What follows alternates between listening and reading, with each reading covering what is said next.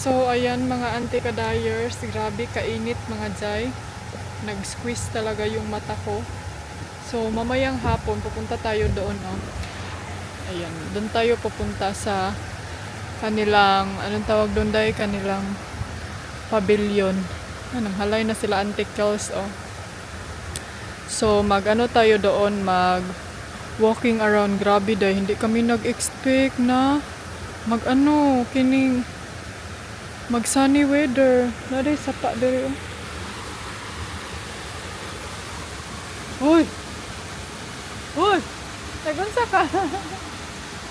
May sapa dere. Ayo. Taking your kuan.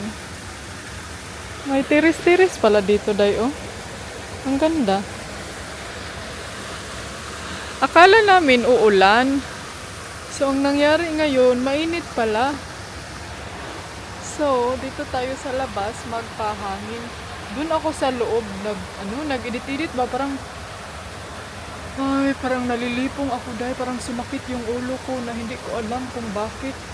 Namurag feel na ako, murag ko ka nang na, anong tawag dito mga anti-kills? Parang na hit ba yung head ko. Sabi pa ni Dudong, ha? You have a headache in your head?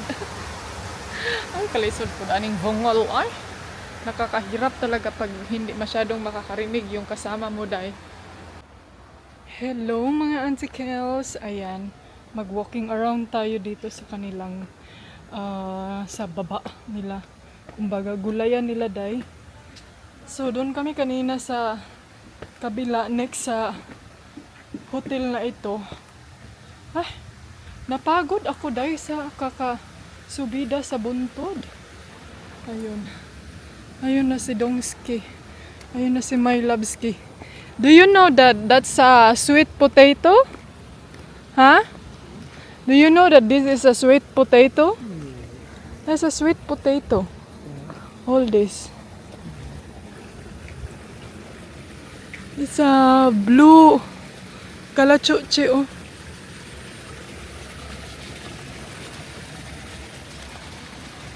Day, gusto kong magpa-try og spa pero hindi ko alam kung ano ba talaga yung spa, no? Pwede i-google mo yan, Inday Ani. I-google. Google. I-gurgle. Hala day na, may ano sila, oh, tubo. Ano kaya yung... Ay, money. Money yan, Inday Ani. Lashes kayo. Punta tayo sa spa area. Mainit pa man, oy. Akala ko nawala na si Mr. Sun pero bumaba siya day. Bumaba siya sa mountain. So, init kay day. Nakasikip yung mata natin. Pero Inday Ani, wag ka nang magreklamo day kay pag uwi mo doon sa Europe, magreklamo ka na naman na malamig. Malamig sa malamig. Huwag ka nang magreklamo. Sulitin mo na lang yung init dyan. Ang daming diamond eh. Nakalimutan ko kung paano yung mani kanang mag-grow. Comment down below. Sa labas ba yan mag-grow or sa ilalim? Parang feel ko sa ilalim. See here, they don't make it straight. Yeah. It looks very It looks very different. Sabi pa niya, ang daanan daw, hindi nila ginawang straight. Kasi may meaning diyan sa kanila mga ante eh. Hindi ko lang alam kung anong meaning. Dapat yung mga daanan, yung ano is hindi mo dapat ginagawang straight yan. Ito yung spa. Massage area. Ay, kainit ay. Whew. Do you know what's that? Do you know what is that? This? Yeah. No. I can give you 1 million if you will know that. Mm. Yeah. Sige na Mint? dahil. Huh? Mint. Mint? What do you mean mint? Answer. I will give you money. Sige na dahil. She's so rich. Yeah, She I'm wants rich to get now. rid of all her money. Yeah. Answer it. You cannot answer. You have to give me money.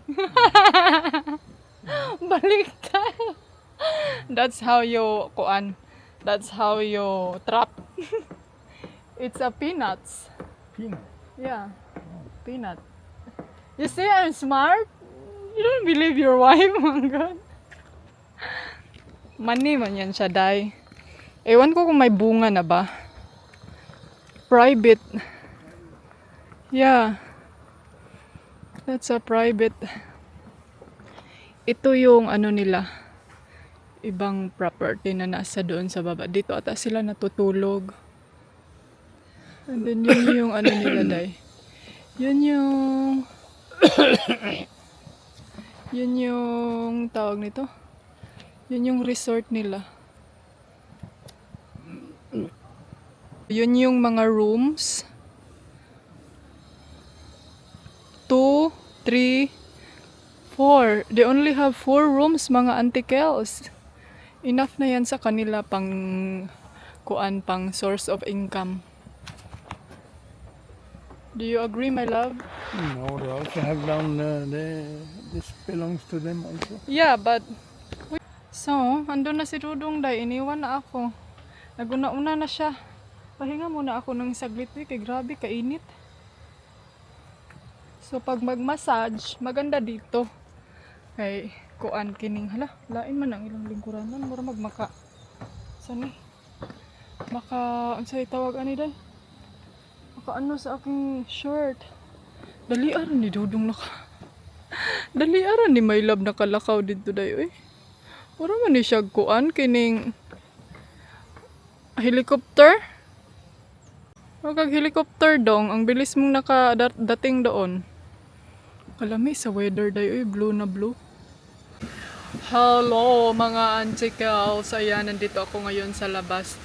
Alam nyo ba, nagdali-dali ko og dagan day, padulong diri sa, pabalik dito sa room kay naghaling sila mga antikadayers, and then alam nyo naman na may ano ako sa aso mga day. So, takot ako baka magkaroon na naman tayo ng cough.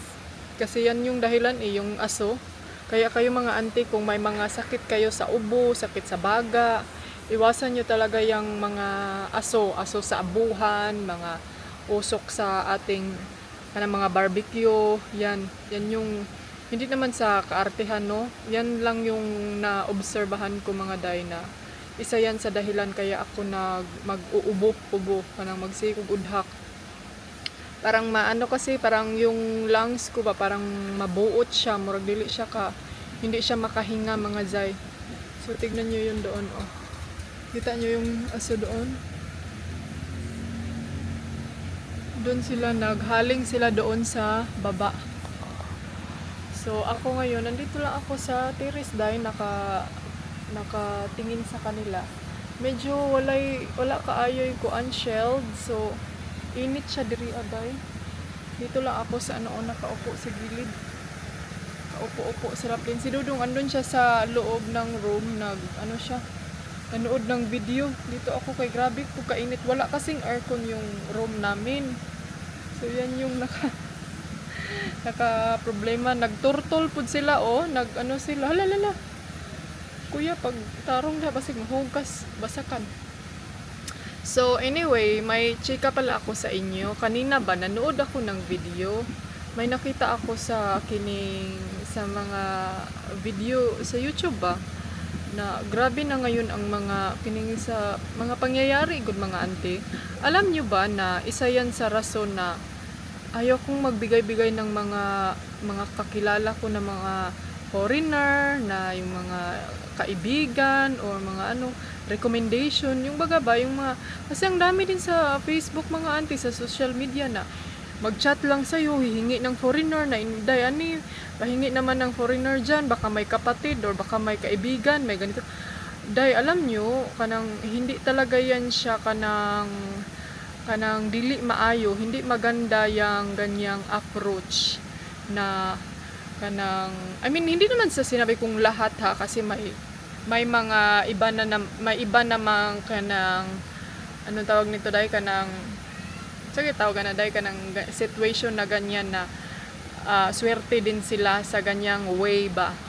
Parang nang dahil sa kaibigan, mga ganito ganyan. So, nagkakaroon din sila ng swerte, kumbaga ganon. So, ang ano ko kasi ngayon mga aunties, ngayon kasi iba na, hindi kagaya nung unang panahon ba na may kapatid, may ambot ng mga auntie kasi alam niyo ba na para akong kanang na overthink ko dahil sa kanang yung nakita ko sa video nga Pilipina, pinatay siya sa ginoo ko kahadlok. Tapos alam niyo yung feelings na yung pamilya niya dahil na sobrang as injured na parang umrag ka nang yung din hindi siya maganda sa akin mga auntie na magtingin-tingin ako ng mga ganyang mga video kasi ma-overthink gyud ang inyong auntie kadayors ug maayo as in mag-ending lagi dai nga damgo-dambuhon ko.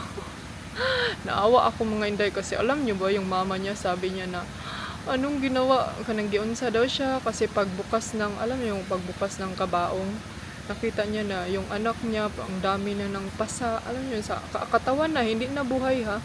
Alam niyo ba yung feelings na sobrang saya ng pamilya mo kasi nagka-foreigner ka, nagkakuan, tapos dinala ka sa ibang bansa, tapos yan na pala yung, alam niyo yung kumbaga, yan na pala yung, hindi natin alam ba na yan na pala yung huli niyong pagkikita, na ikaw ay buhay pa, parang ambot dayo yung ganun, abutan nga topic, parang ganyan talaga ang mangyayari dahil pag mag-overthink ang inyong auntie ka dahil.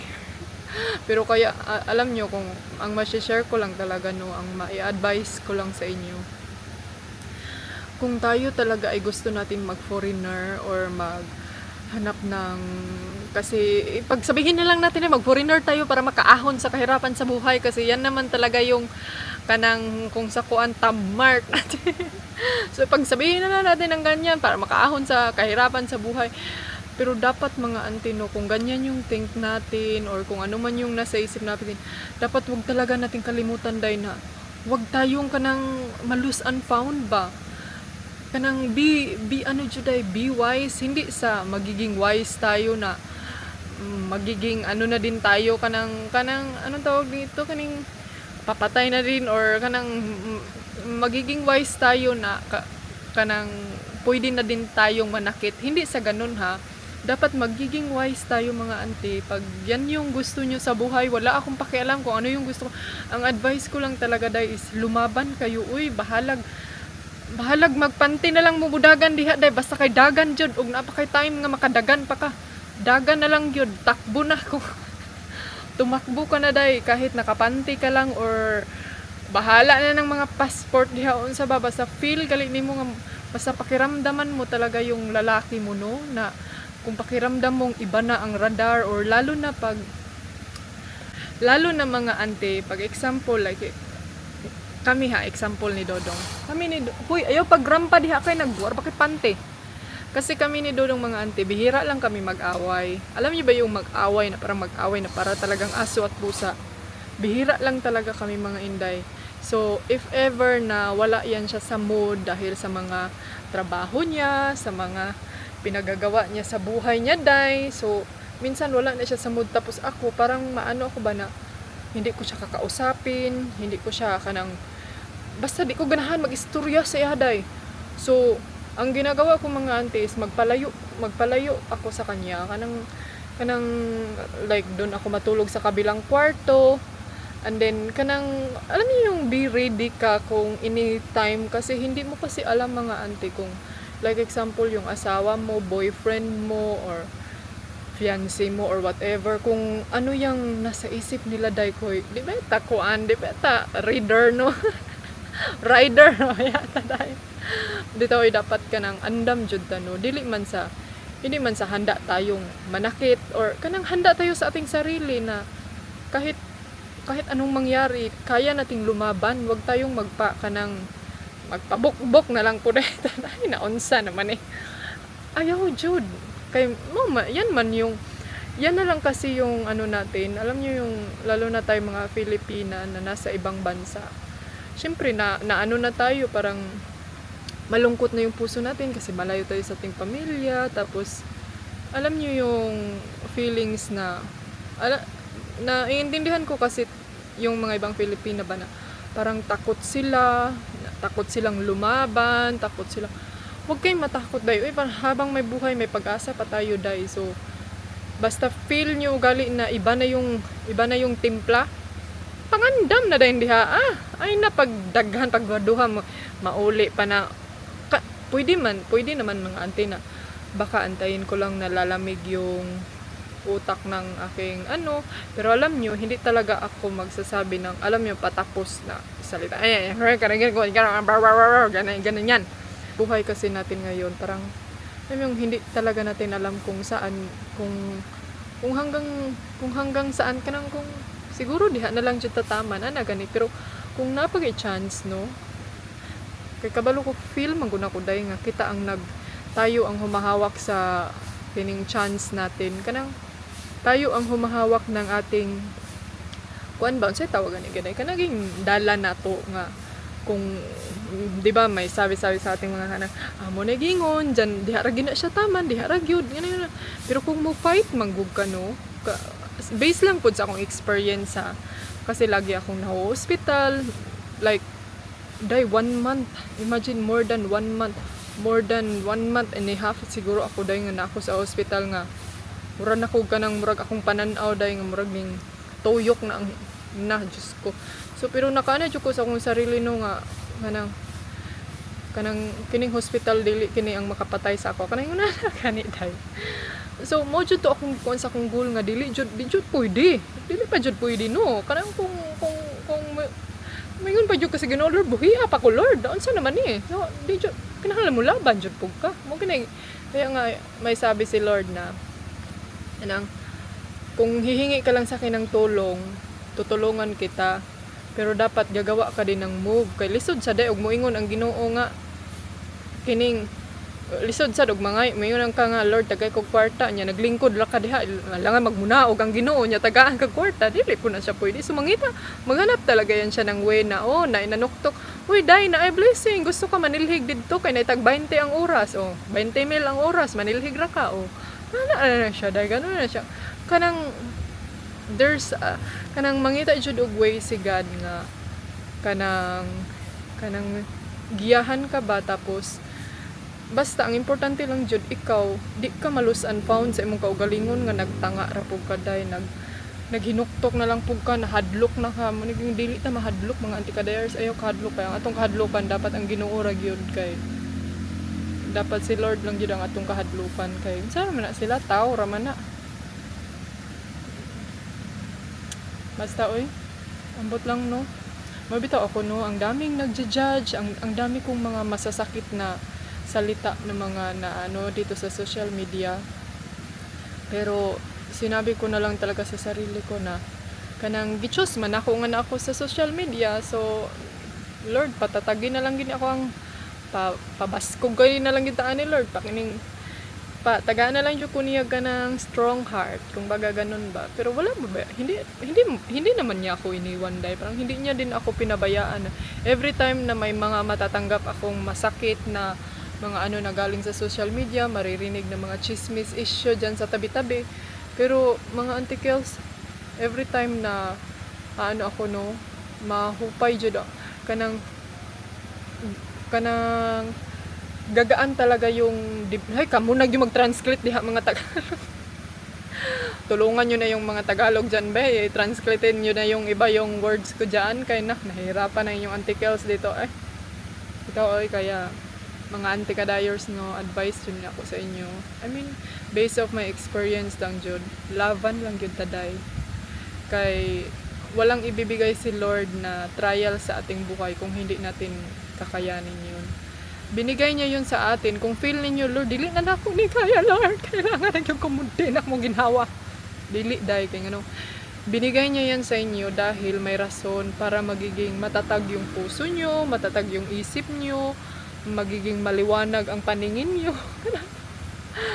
Sabay patawa po taday kay Bless. Seryoso na saan na kuan naman nag Biblia naman ni dire. So ganyan talaga kasi base lang po sa na experience na ko day no. Kasi kung siguro kung sinabi ko noon na kanang nung nasa hospital ako, Lord ay naku paginhawa Lord di kining patugan ako diri kanang Anong humana na niya akong kinabuhi. Siguro humana gyud day. Pero may ano pa kasi ako na kining isa lang yun ang sige na ko gikuha na tuno na kanang iyaha lang yung hupayon ang ako ang kuan kanang kay feel ko kasi nung that time siguro alam niyo naman yung situation ko nung nasa hospital ako kasi yung feelings ko talaga mga Jai is parang feel ko dahil na kanang gilamon ko sa kanagaling tawag nito dahil kanang ay parang feelings ko talaga mga auntie ba na kanang gilamon ako sa kalungkutan kanang loneliness god kalungkutan lugi English ra nimo day parang nilamon ako sa kanang grabe jud ka kanang isa na yung mga depression stress and kanang overthink na ka gamayng bikil gamayng istorya murag wa na mo hilak na niyan din parang feel ko day parang nakikita ko na ang Diyos ba parang syempre ako lang dun sa ospital no pag gabi kasi uuwi si mister pag gabi hindi kasi siya doon everyday matutulog pero in that time din mga auntie parang doon din ako nakapag kanang parang time na ako na lang isa doon din ako nakapag-realize na kanang parang nakausap ko yung Diyos ba na kanang no matter what happen basta naa lang siya sa imong kiliranday tabangan jud kaniya maskin pag kanang unsa nagyug ka kalisod pero wa ba yun kunya pa sa di mga antino kay grabe halos kada adlaw injection hilak na guguday inyong anti-kadayers mo hilak na kung feel pa lang nako nag-vlog una na nag-vlog na ko pero hindi ko na feel yung time na yun na mag-vlog pa sa inyo kasi yung isip mo na parang lumilipad na day na parang feel mo ba na wala na yun humanan this is it end of the life na pero every time na kanang I mean hindi sa kinakausap kanang every time na magkanta ako ng mga Christian song mga ganun parang maano ako day parang naginahawa pa bitaw ko so isa ra jud akong kuan Lord gamitin mo ang mga doktor dito para kanang instrument good sa iyang pinabuhi para maulian ko para makagawas ko so nothing is impossible ay nag-English sa day wag mo na Englishin so walay imposible mga auntie girls mao na sa mga may sakit I'm so kuan sa inyo kanang I'm so happy kasi nanonood kayo sa mga vlog ko na nagiging ano kayo baka nang na-inspire kayo sa aking buhay na kahit nahihirapan ako sa aking sitwasyon laban taday uy kay ngano day mga auntie kills samtang libre pa ning hangin diri sa kalibutan muginhawa ta mo na importante You're where I belong. You're where I belong. With you by my side, feels like the rain is gone. I'm holding on like the sun in